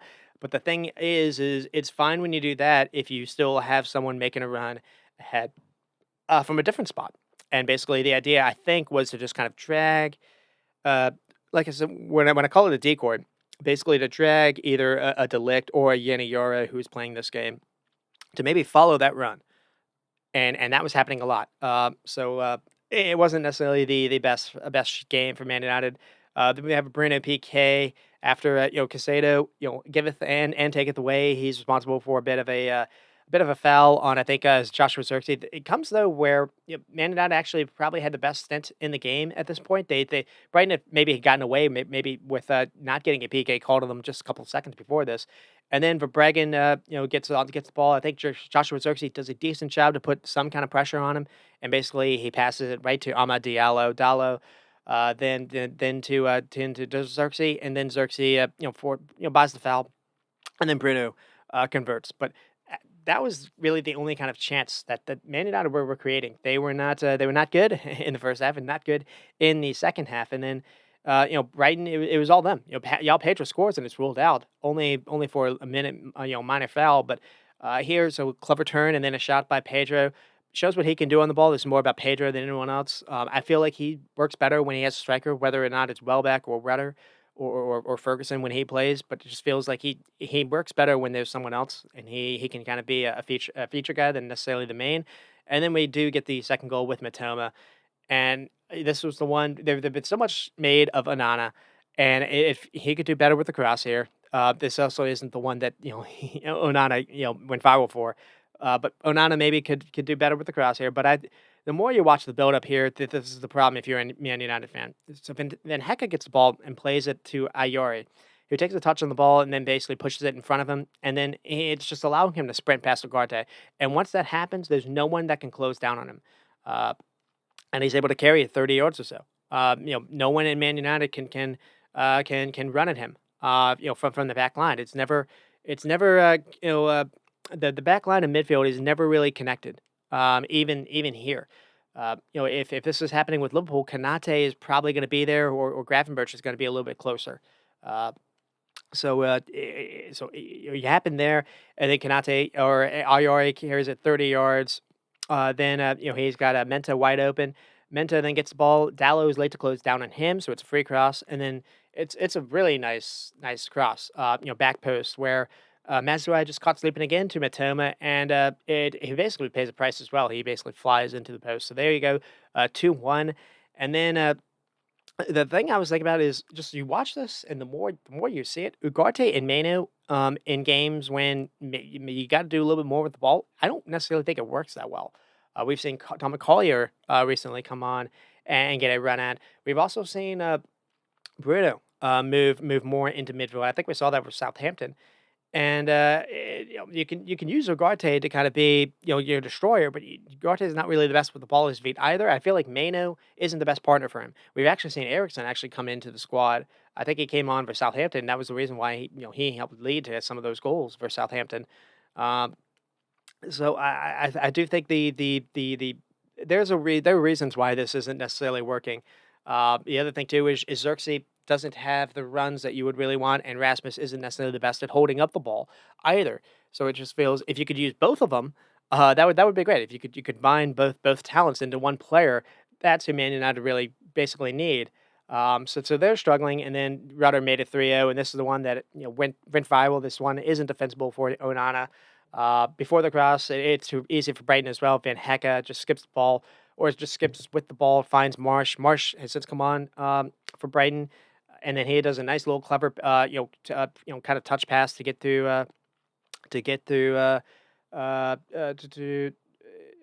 I think it's Menta, or he does a pass to it's Ayori that makes a run. Uh, that's not marked either. And then Ayori just sees just floats a ball into the box. It's a dangerous cross, dangerous area. It forces Onana into an awkward action. That said, you can't defend it. Onana has to do better here. He spills it, and then Ruda basically has a gift, and so we get the Onana special. But I think more importantly, we get a couple of examples in a few days now where a modern system isn't working for sides where the team's supposed to be the dominant one. And I think that's kind of the main takeaway. We're still not seeing him change, and he's being more adamant. And the more adamant he is, it's not necessarily great. It's one thing to play kind of defensively and to play just try to set up safe for first the bigger clubs. And when you get the points or you get the results you want, that you know the fans will live with that. But he's lining up the same exact way versus Southampton. And to speak on that game, just real quick, this was one where, frankly, they they played 30 minutes extra time versus Arsenal a couple of weeks ago.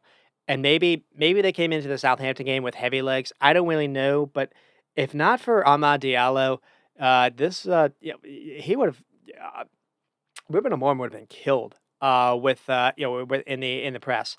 So, because this was as bad as I think I can remember. I mean, this wasn't just Southampton being competitive. Southampton were all over Man United, and they were winning, I think, 1-0 at this point, uh, where it felt like Sulemana was just able to just run at their midfield, run at their back line for fun. Yenna Yor did not have a good game here. It's like Southampton individually got a goal off I think it was a corner kick that was maybe deflected in, but they earned it, and it took a while for Man United. I think until the 80th minute mark for them to finally find a hero, and it was Amad Diallo. I think he had a hat trick as well, uh, and this was he papers over what could have been really really bad. But the other thing too is what happened with Southampton is the coach he lost Tyler Dibling in the second half, and then he decided to take on some people probably he shouldn't have. So he brings off Ugo Chakru, who is having a good game. He brings off Suleimani. He brings off I think it's Paul Onriachu, and then he brings on I think it's Will Smallbone.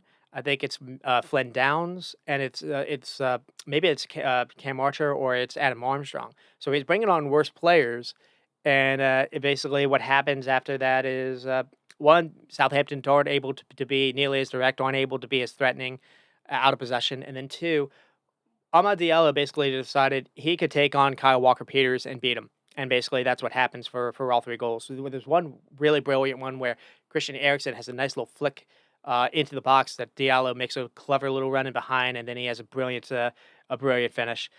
So that you get into this and is like, hey, at least Amad Diallo can saves you. Amad Diallo did this from wingback option. That was a bit interesting as well.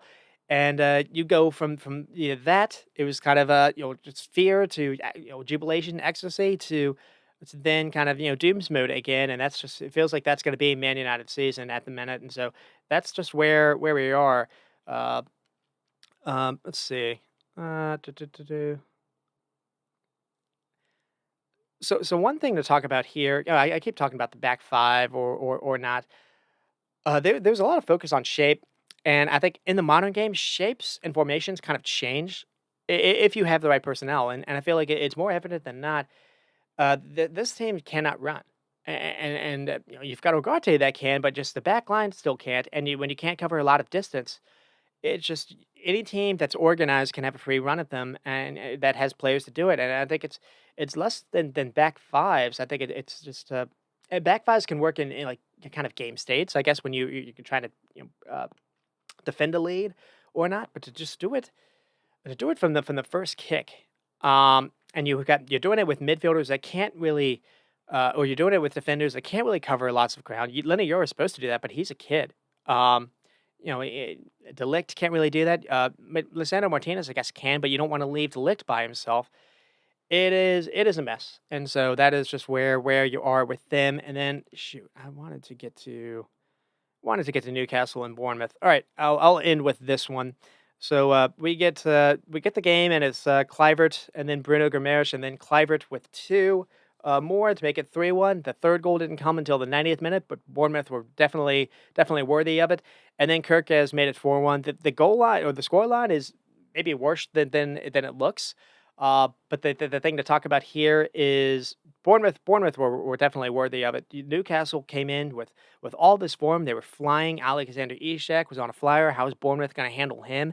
And Bournemouth defenders and Hoyson and Zabaneri were able to do that. Bournemouth went with Cook played instead of Adam Smith. I think Adam Smith may be hurt. Lewis Cook is supposed to be a midfielder, and Lewis Cook versus Gordon. You figured that was going to be dead to Newcastle. Lewis Cook did an amazing job on him, and then Kirk has basically shut Jacob Murphy down. And then maybe the biggest surprise is you look at Bruno Guimaraes, you look at Tonali, you look at Joe Linton, and you figured, oh wow, that is a midfield that's probably going to enjoy their time versus Bournemouth. And instead, it almost seemed like a man-man marking, and Tyler Adams did a job on Bruno Guimaraes.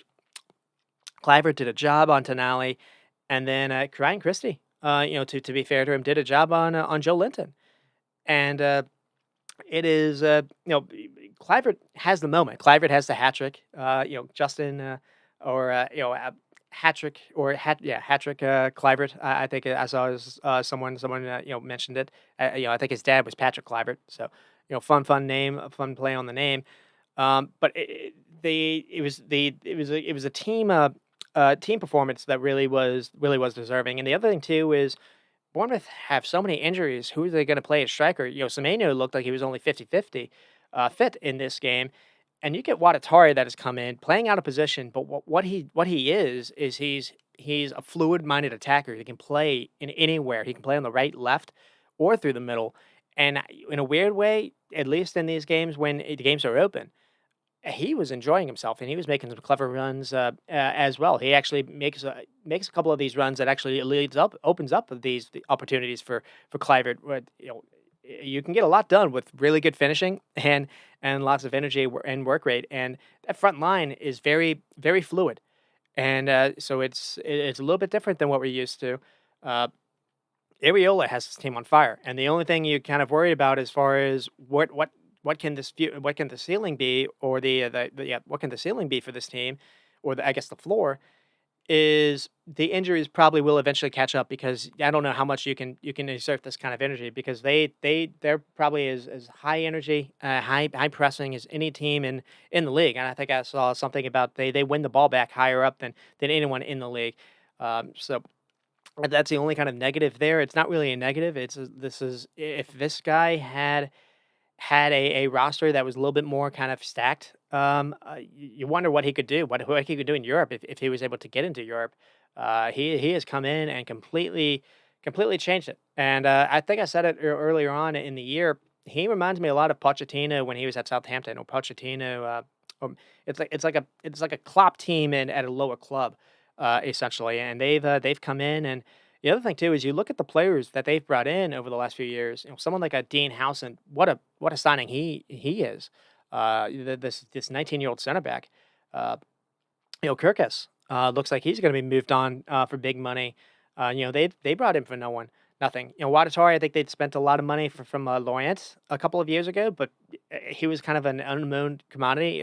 Someone like a Semenyo as well. They brought in Clivert, who had some stints in Germany and Italy, but it never felt like it was like this. They've completely transformed this team in a very short weeks. I think the only player that they've had for the last since being promoted is like Ryan Christie.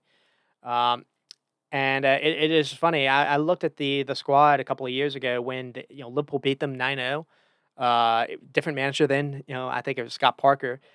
It was only a few years ago, and they've been able to do this rebuild where they've beaten Newcastle, and they start this week. Coming in close to February now, they're only a point outside. I think fifth. I don't necessarily know how much they can continue that on. They need to get a lot of guys back, but this was no fluke. 19 shots and 10 on target. They Newcastle had majority of the ball eventually, but Newcastle were on the cosh, and it felt like they really did have a plan where they were really good at marking people, and they made Dan Burn beat them passing the ball. They made Dubravka beat them passing the ball. And Newcastle were not able to do it. Lots of early turnovers. And the other thing too was it felt like they exploited a little bit of the Newcastle fullbacks. I talked about how Livermento and Lewis Hall have been really good signings for Newcastle, but they're still young. And at least in this game, they were targeted a little bit as well. Semenyo getting in behind Lewis Hall or Livermento, I think is where this first goal happens. And Lewis Hall was kind of getting beat up a little bit by the Bournemouth right attacker as well. And so that is where we are for that game. Let's see. And with Newcastle, I think the issue with them is the center backs with Dan Burn and Fabian Schär. Sven Botman starts this game and he's only able to go for the halftime, so that's not necessarily great. But you look at this, it was only a 2-1 game going into the 90th minute.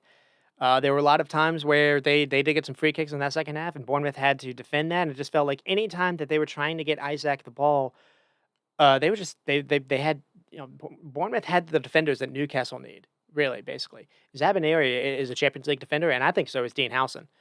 despite being how young he is. I just feel like they were never able to get Isaac the ball in any kind of dangerous area. I don't think Isaac had a shot until like the 85th minute. So this is one of those things where is it just kind of a one off or not? Uh, Howell made some second half moves as well. He brought on Trippier because he didn't think Livermento was doing the best there, or he didn't think Lewis Hall was doing that best, so he moved Livermento to left back. And then Jim Linton he brought on for Jacob Murphy to play right wing, and after that they basically it didn't really change the bleeding. They never were able to get Joe Linton that high going forward. It just Bournemouth had the press which is perfectly done. And that is just kind of just where we are. It's Iriola ball is what is it? It's some energy and work rate directness. Then that's kind of everyone makes sprints at this back line. Even Jepson came on and nearly scored. And you can do a lot of things with some good running and good finishing. But the other thing, they get loads of bodies in the box when they do attack. And they have the energy to cover lots of distance. They have the fullbacks high, but you can do that when you have center backs that can do a lot of cleanup duty. It is. I don't want to say it's similar to what Liverpool are doing with Van Dijk and Kanate, but it's not that dissimilar. Um, these are two names I do think by the end of the year they're going to be linked to some pretty big clubs, both Hausen and Zabinari. Uh, so we'll see if that happens. That whole team's going to be looked at. That coach might be looked at because of what they're doing. They haven't spent they've spent some money, but they haven't spent loads. And to get the whole team to buy in, because it's one thing to be it's one thing to be say a team presses. You have to do it organized and it has to be collective. Everyone has to be bought in, know their role. Uh, because if just one person slags off, that leaves the open man elsewhere on the field, and everything else goes to naught. You have to have buy-in, but the other thing too is you have to have buy-in from your front players. Your front players have to be willing to work a whole lot without the ball to do this. But the other thing too is you have to be able to squeeze. And the only way to squeeze is you have a back line that basically plays at the midway line, the halfway line, or the 50-yard line, I guess you could say. And you can only do that with defenders that are fine, making some runs, making some recovery runs behind them. And to do that with Alexander Isak and Gordon behind you, that is brave. But they played brave and they were rewarded with it. And so credit to Areola, credit to Bournemouth. They come in without a striker, but again with Watatari and Semenyo, it feels like you're getting some fluidity. Clivert can play through the middle. Clivert has had some brilliant finishes too, and it feels like Clivert's that return to like that number 10 I was talking about, where he's a free role. Is not necessarily like a final third kind of number player. He was brilliant defensively. He was handling a Tonali when out of possession, and he can make runs on the right or left or through the middle.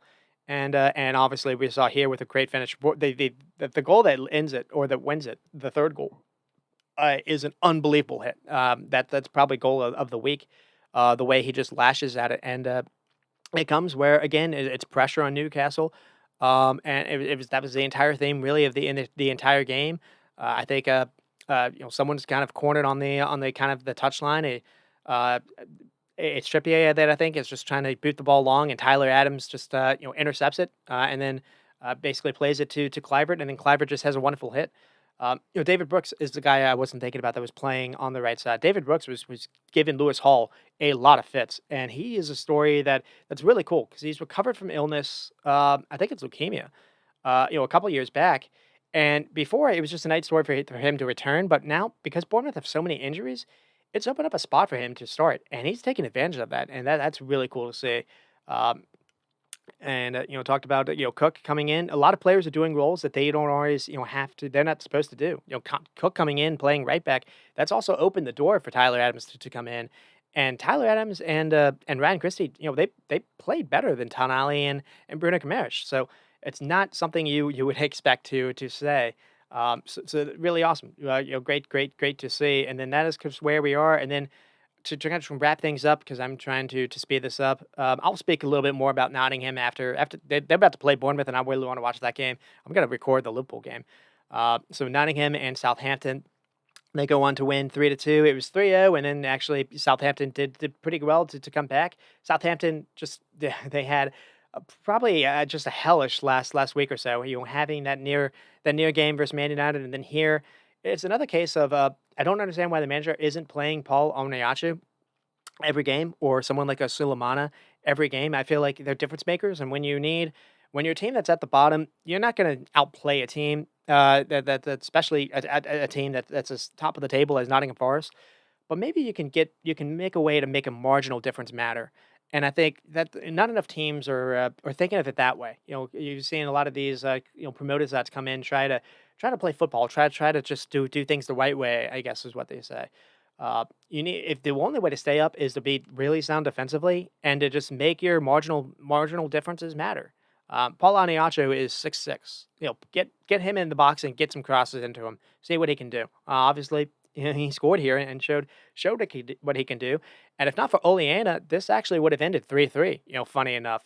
So that's where we are there. Chris Wood scores again. He just continues to just be in the right place, right time. It's a great little finish for him. Funny, and Elliot Anderson gets the first goal, and Nottingham Forest are enjoying the fruits of buying from Newcastle a couple of years ago, where it felt like Newcastle were getting one in on Nottingham Forest, and now they're enjoying Chris Wood and they're enjoying Elliot Anderson. So that's where we are there. That's another team that just really is enjoying where they are in the table because of the center backs that they have, and Milenkovic and Maria. Though here, and they did allow Southampton to get a couple on them, but it doesn't really matter because they do win it in the end. And the interesting thing here is, they lose Hudson Odoi, I think, to an injury in the first half. You don't really know what they are for depth. What is the ambition of Nottingham Forest? It feels like there's recently talks now they might be in the race for Mateus Cunha. Now, Nuno Espirito Santo is the former Wolves coach. Maybe there's some kind of connection there.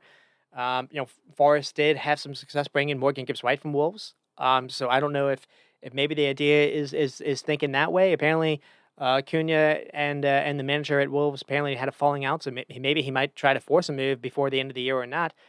Arsenal probably going to be interested in that if that's the case, but that could be something to follow as well. Uh, but the so This is just kind of where we are with Nottingham Forest, and then with West Ham and South Crystal Palace. Mateta gets basically two. West Ham continued to go into games without a recognized striker, and I think in this game they didn't even have a shot on goal. They finally brought in someone. I think it's Andre Silva, formerly of Benfica. We'll see. We'll see how that ends out for them. That maybe talks for Brian Bromby. 7 shots and 0 on target. Not necessarily great. So not much to talk about this game. And then Leicester and Fulham. Leicester go on to bounce out 0-2. Wait, Emma Smith Rowe. Emma Smith Rowe very very brave with the header here. And then I think it's acrobatically by Harry Wilson that leads to the first goal, and then Adama Traore makes it 2. Not much to talk about here. Fulham only they had 17 shots, but only 2 on goal, and the two that they score. Well, Leicester just point for xG. This is a couple games now in a row where Leicester are starting to not really pose a threat, and that's where you start to look concerned if you are a Leicester fan or if you are Van Nistelrooy. A couple of games in a row, they haven't really been competitive, despite somewhat playing okay versus Aston Villa in the FA Cup game. But a couple of league games in a row, they just haven't really been on it. And then we get to Wolves and Chelsea. Chelsea escape. Yeah, it ends 3-1, but for this part, in the second half, this was quite competitive. It felt like Wolves there was something in it for Wolves, and then Marco Corella made it 2, and then Madueke got in the end of I think it's a Chalba on a header that looked like the ball was going to go in anyways, but Madueke made it 3-1. This was a game that Chelsea came in. It started off pretty well, but as the game went on, Sanchez again I thought was poor. Sanchez maybe made a mistake for the first goal. It just felt like anytime the Wolves put pressure on him, Sanchez was giving the ball away. And I thought again the way that Chelsea were playing their wide players. Neto had to do a whole lot just to beat a man or two, 1v1. It felt like Madueke likewise. It just felt like Wolves kind of matched up Chelsea a little bit man to man, and for the most part, it was pretty even game. But then Chelsea did get the breaks to go their way. Reece James, got a start. Good to see him back. He's not really a wing back or not really a fullback anymore. He's more kind of a third kind of center back. That probably could be good for his legs, and he does still have quality there. Chalobah, Chelsea would call Chalobah from Crystal Palace, and Chalobah actually had a pretty good game. Probably could have scored as well. Chelsea were somewhat comfortable, at least as far as Wolves had some kind of danger moments, but it wasn't necessarily like they were able to put a whole lot of threats on target.